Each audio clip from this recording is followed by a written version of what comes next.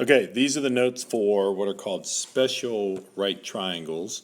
And more specifically, you guys are going to do what's called a 45, 45, 90 right triangle. This is basically Pythagorean theorem, but you are not going to be given two numbers. So we're kind of moving away from Pythagorean theorem. I'll show you what I'm talking about here. But you're only going to be given one number, and you're going to have to find either the other leg or the hypotenuse. So Pythagorean theorem is not going to work. I'm going to show you that it will work, but your goal is to kind of get away from that and find other ways to solve these problems. Okay, so we are going to start with the square. We should know that with a square, you have 4 right angles. And you have 4 sides that are the same.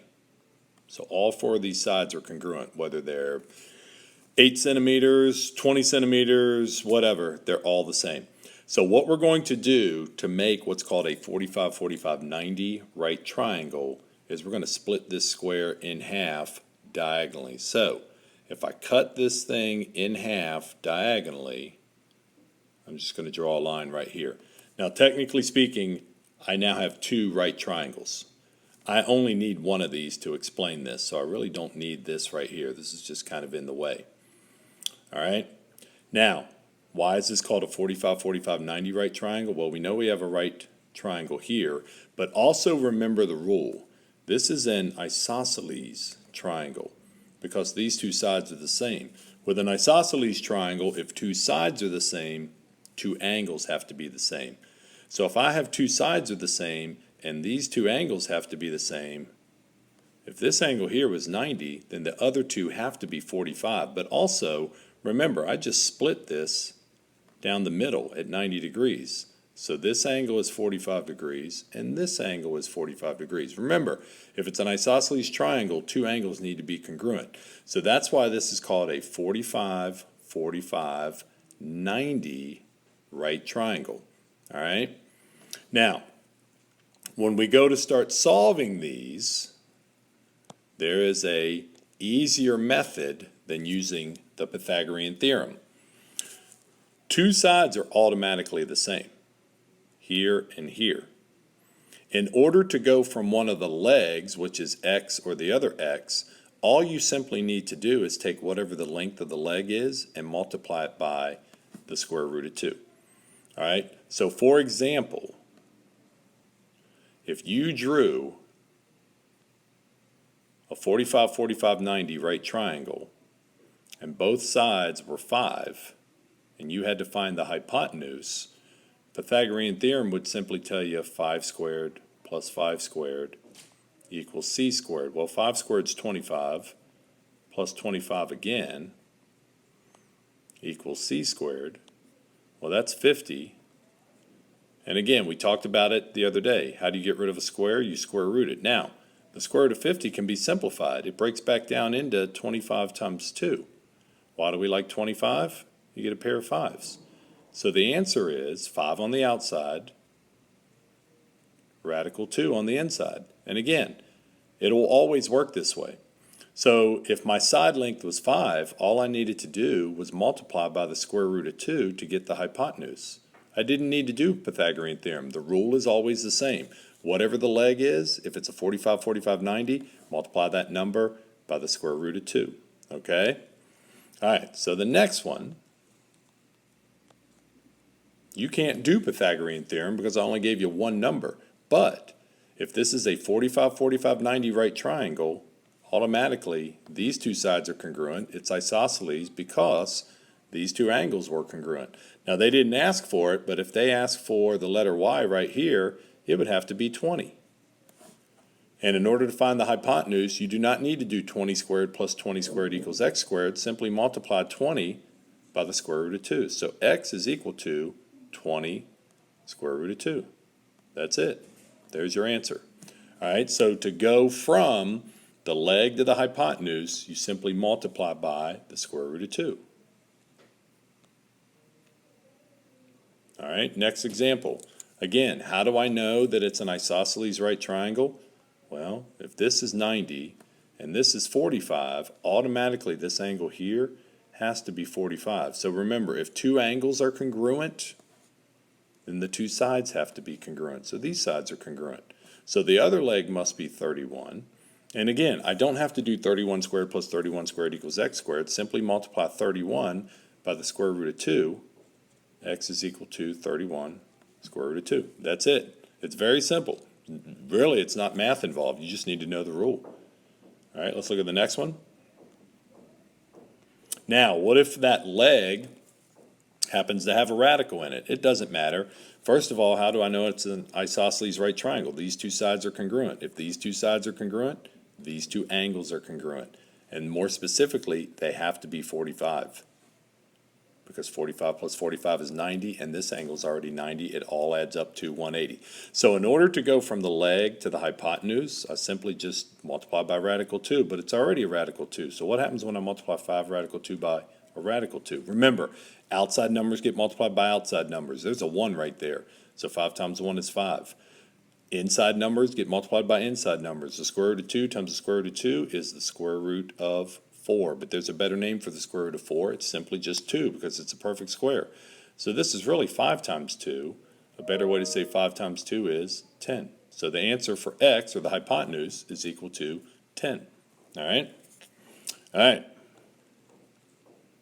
Now, what if they give you the hypotenuse, but they don't give you the leg? You cannot use Pythagorean theorem because I don't have enough numbers here.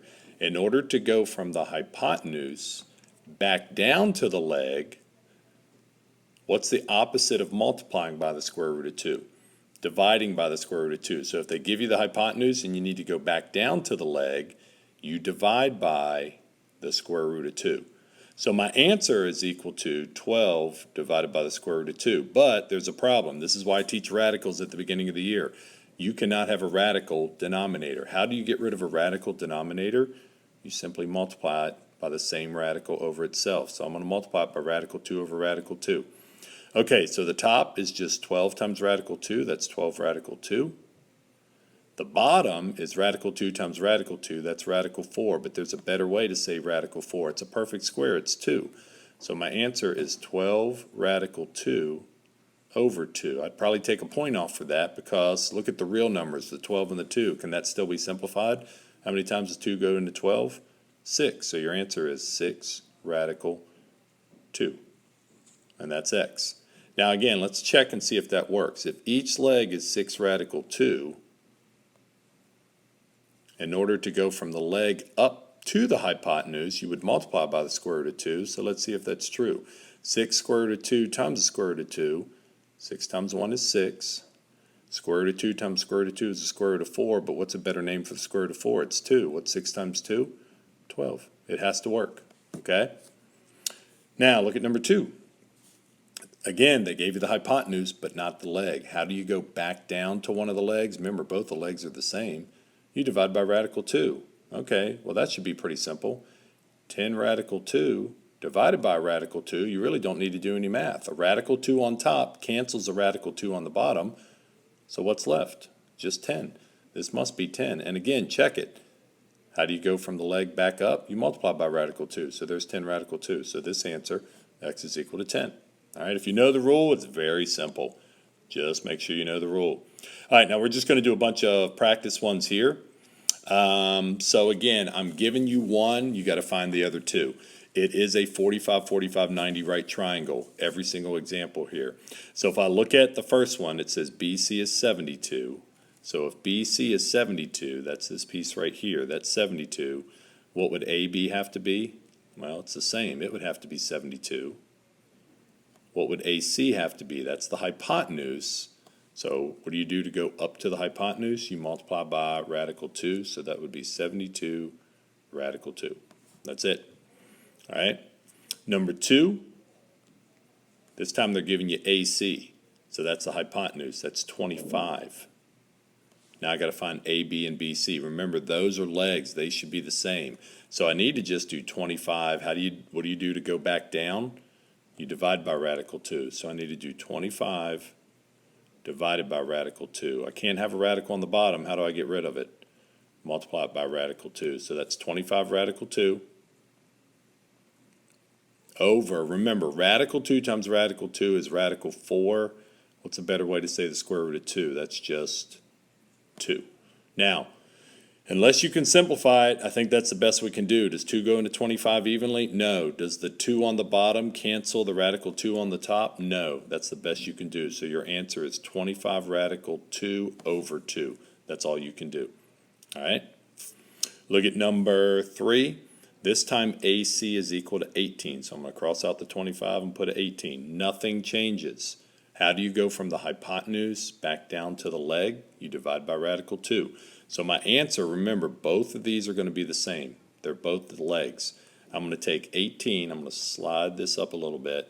I'm going to take 18 and divide it by radical 2. Cannot have a radical denominator. It's the same thing every time. Multiply by radical 2 over radical 2.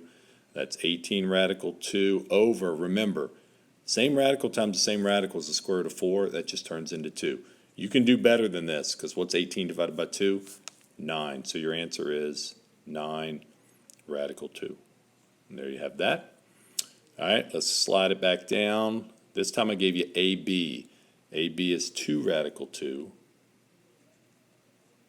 Okay, so remember, that's one of the legs. The other leg, BC, should be the same. So it's 2 radical 2. That's all you had to do. Now you got to find AC. So remember, to find AC, we multiply by the square root of 2 to get to the hypotenuse. So I'm going to do 2 square root of 2 times the square root of 2. Remember, outside times outside. 2 times 1 is 2. Inside times inside. Radical 2 times radical 2 is radical 4, but there's a better way to say that. That's just 2. So your answer is 2 times 2, which is 4. So AC is equal to 4. Okay? All right, look at 5. This time I'm giving you BC. So BC is down here. That's the square root of 3. All right. Well, remember, AB is the same. So AB has to be the square root of 3.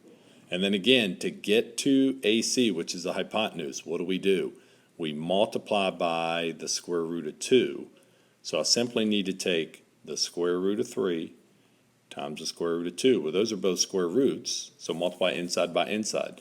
Square root of 3 times square root of 2 is the square root of 6. If you can simplify it, yeah, but you can't. You can't get any pairs out of that, so there's your answer, AC. AC is the square root of 6, okay?